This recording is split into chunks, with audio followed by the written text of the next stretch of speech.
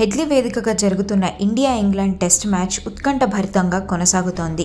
ఇంకా ఒకే రోజు ఆట మిగిలుండడంతో మ్యాచ్ ఎవరు గెలుస్తారనేది ఫ్యాన్స్, నిపుణులు కూడా అంచనా వేయలేకపోతున్నారు.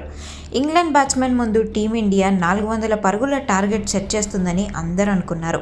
కానీ రెండో ఇన్నింగ్స్లో 364 పరుగులకే ఇండియా ఆల్అవుట్ అయింది.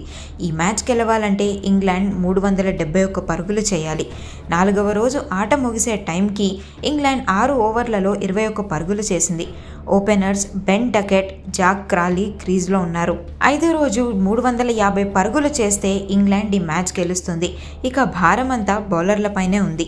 గెలవాలంటే బుమ్రాకి తోడుగా ప్రసిద్, సిరాజ్లు మంచి ప్రదర్శన కనబరచాలి. బౌలర్లు, వికెట్ కీపర్స్, ఫీల్డర్స్ ఇలా అందరూ గట్టిగా డిఫెండ్ చేయాలి. ఎలాంటి పొరపాటు చేయకుండా ఇంగ్లాండ్ని కట్టడి చేయగలిగితే ఈ మ్యాచ్లో శుభ్మన్ గిల్ సేన గెలవడం ఖాయమని అంటున్నారు.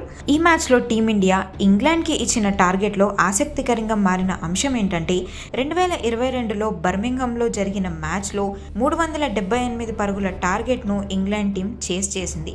అది ఒక రికార్డ్ బ్రేకింగ్ చేజ్ అనే చెప్పాలి. మరి అలాంటి టీం ముందు 371 పరుగుల టార్గెట్ సరిపోతుందా అనేదే అందరి ప్రశ్న. ఈ ప్రశ్నకు సమాధానం టీమిండియా గెలవడమే అని అంటున్నారు ఫ్యాన్స్.